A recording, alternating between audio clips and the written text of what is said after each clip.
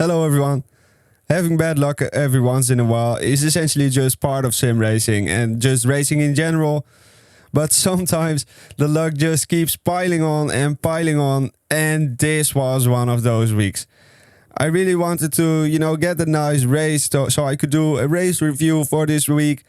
But as you will see throughout this video, all of the races were either just total write-offs or just a little bit boring.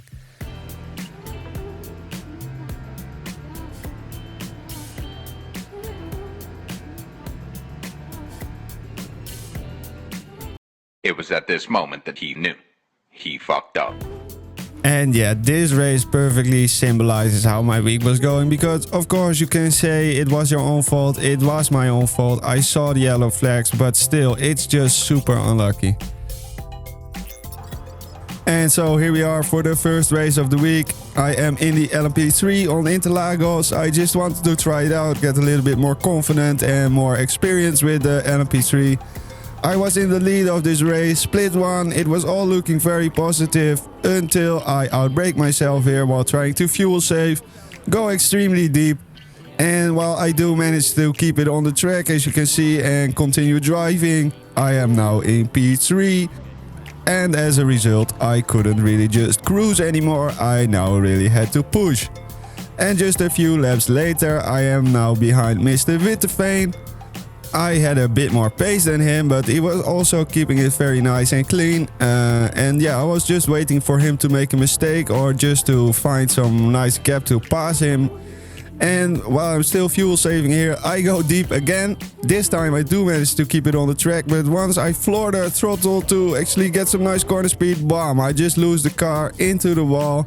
And at this moment I think I only have front bumper damage, but as you will soon see, the car also has no rear wing, so this race was also basically done. I could have went back to the pit lane, repair the car, but But let's cheer up and let's just try again. This stuff can happen in sim racing, and this mistake is easily made, especially when you are learning a new car and when you are still lacking a little bit of confidence. So let's try again, and surely a donkey won't make the same mistake twice. And so here we are for race 2, coming on to the main straight. We are in P4, we are managing the fuel and we are already on our target. We are in lap 24 of 26, so we are almost at the end. We are in podium position now as the others have to pit and I don't.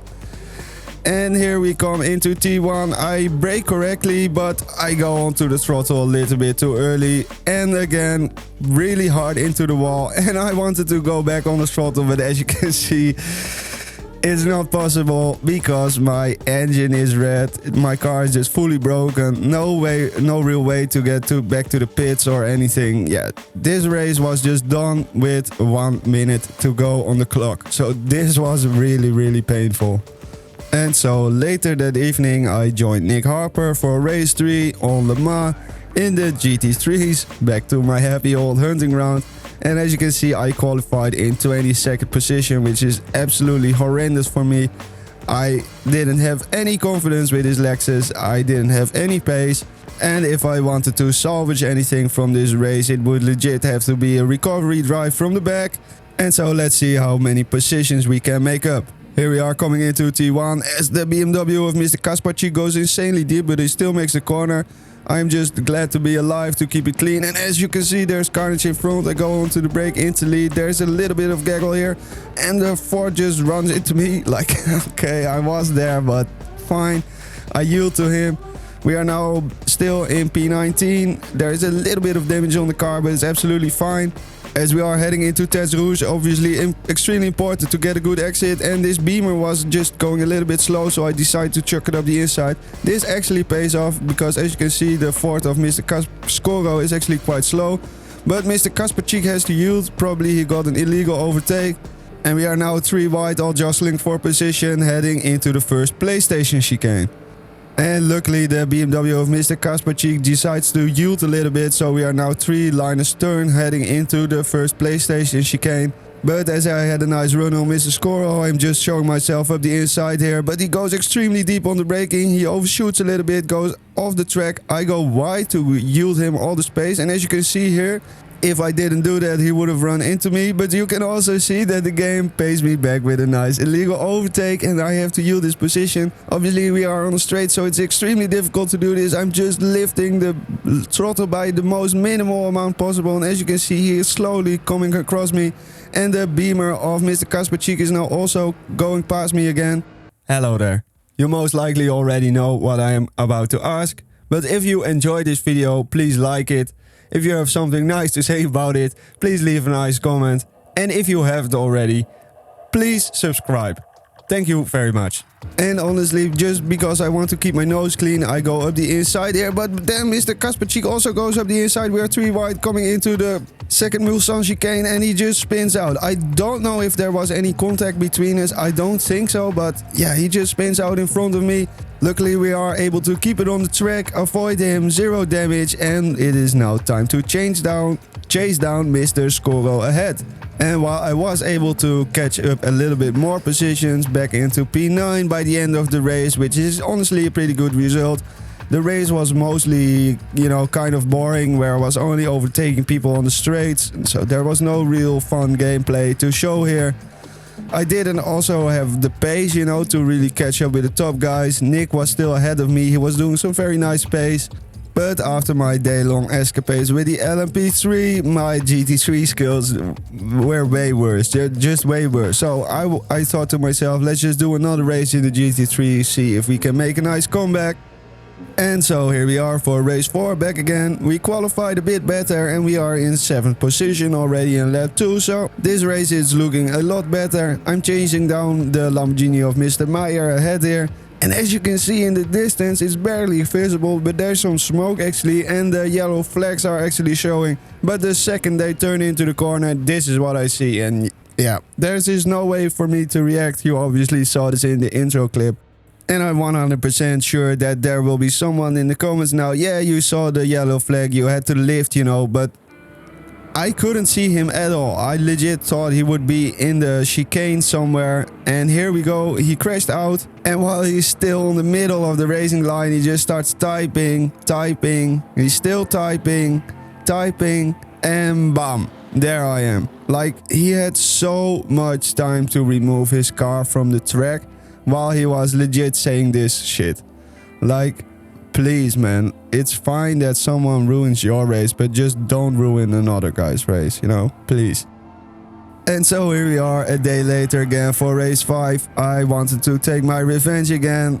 I just wanted to show that, I am a good driver, I am consistent, I am clean, I don't make stupid mistakes, and I was just being unlucky, So here we go for the race, starting in P8 alongside here with Mr. Fortio. But as he is on the inside line, I decide to just yield the position to him, keep it clean. I don't want any damage. And I of course knew that this Porsche would be insanely quick here in the corners. But as soon as we would be on the straight, I was on the Mercedes, it would be pretty quick. And here they are extremely slow heading into Dunlop, so I just decided to chuck it up the inside. Then there was almost enough space to go up the inside of Mr. Mingao here, but I think better of it. And we are now heading into Terres Rouge. Let's see if we can get a good exit. Perfect. This will now give us a nice run, will allow us to close the gap to the cars ahead, and it will essentially just protect me from the car behind me. And as you can see, before the end of the first Mulsanne straight, we are already basically on their tail.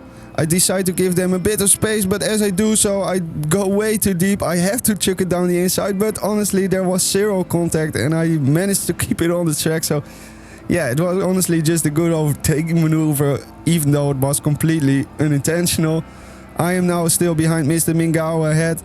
And as he is in a big ass BMW, I will be able to just tuck into his draft and chuck up to him and see if we can make a nice move here.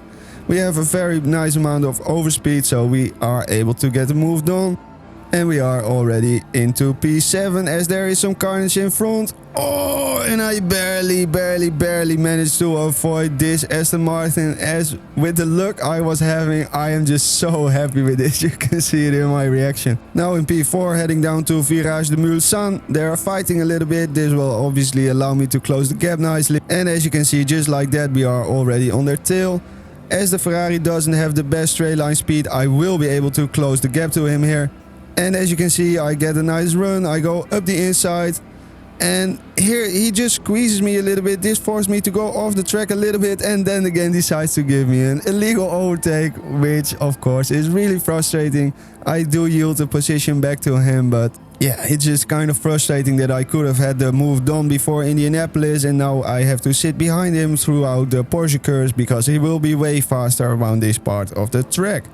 But it's all good, it's all good. We are still in lap 1, P4 already, so there is still a podium position more than possible. It's very likely, to be honest.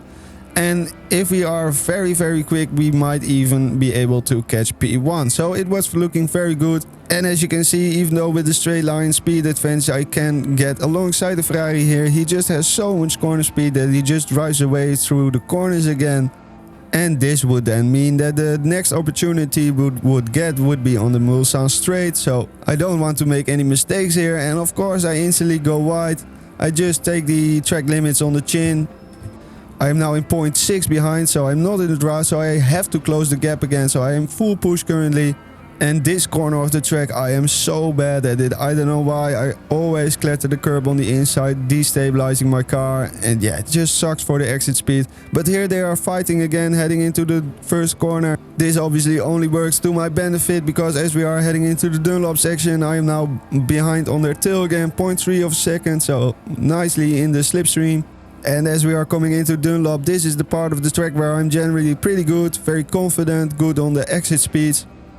This part of the track generally really suits my driving style, as I really love chucking it in here and early on the throttle, super early on the throttle. And while you can see he was driving away a little bit because he was in the tow of Mr. Moffat. As long as they will fight a little bit heading into PlayStation, this will allow me to close the gap again. And even though they don't fight, I'm just very confident on the brakes, close the gap that way. And yeah, within 0.3 of a second now from Mr. Boutron. This will allow me to get a nice run here on the second Mulsanne straight. Now going down the inside for a passing maneuver. And to be honest, you really don't want to be side by side heading into a chicane. So yeah, Mr. Boutron thinks better of it and he lifts, which is very nice for me. This allows me to take the entry a little bit more aggressive. And as you can see, just in one corner, boom, we close down the gap to Mr. Moffat ahead. We are in his slipstream. He has a little bit of a top speed disadvantage. So before the end of the Mulsanne straight, we are back on his tail again and firmly in his draft. Let's see if we can do the exact same move again, and this time successfully. And this time the donkey you are listening to doesn't make the same mistake twice. He goes around the outside. We have more than enough speed and there is still more than enough road to actually pass him before we are actually in Indianapolis. And as you can see, he has just decided to yield a little bit and we finally have the move done. We are now in P2. The rain is still to come. This will lead to some weird strategy calls here and there. And P1 is only 4 seconds ahead, so there would be a chance for me to actually catch up. But yeah, closing down 4 seconds on a guy who is pretty quick is obviously very difficult. And at the end of the race, I wasn't really able to do so. I stayed out on mediums, but only at the end of the race they were actually quicker. So for the rest of the race, he was just driving away from me, essentially. But I was able to keep P2.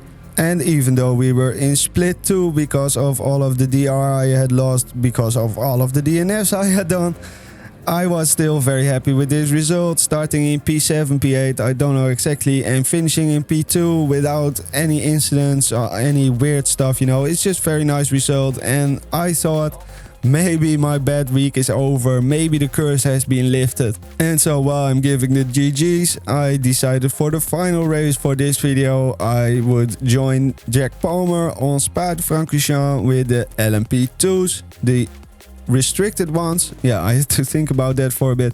These are the restricted ones. And here we are for the race start. We are in P12. And there is a ton of space here in the middle. Of course, I take it. We brake hard into T1. And there is Jack Palmer with his Lego livery. And there is a ton of space on the inside. Obviously, I go for it. This guy instantly runs into me. I get run into again. He is still squeezing me. And bam, we just collide. And boom. My race was over again. And yeah, I was just sitting here like, okay, I finally thought I had basically, you know, broken the curse and my bad luck was over. But I don't know, I was just trying to keep my car out of the wall, but he just kept squeezing me, and you will be able to see it here in the replay. There's some contact here and there. Of course, there's a lot of squabbling, there's not a lot of space. But here you can see he's just turning. He's just turning. He is still turning. Bam, I'm in the wall. And with this he also crashes himself, so his race is also over. Then his front hits my rear, which spins me out, and you can just see it here in the replay. Like, I am completely steering to the left. Like, I'm just trying to keep my car out the wall, and I don't know. This was so frustrating. Like, I want to race clean. I don't want to be dirty. I don't want to have incidents like this. But sometimes it's just legit unavoidable. And even though he did apologize after the race to me, even though I wasn't in the lobby anymore, luckily Jack Palmer still was, his apology was a bit weird. He was just like, yeah, there was cars on the left of me, so there was no way where for me to go. But yeah, I checked it on the replay. That's just not true. So yeah, as far as racing went this week, I had really bad luck, and I can only hope that for the coming weekend, where we will be doing the Fuji 6 hours along with Bloempiste Motorsport, that our luck will be a little bit better. And I can essentially only hope that my karmic energy has now been balanced again, and that for the next weeks coming up, I will just be driving like normal and posting race reviews like normal. Thank you for watching. I have been OSW-Sim-Sports, and I hope to see you in the next one. Ciao!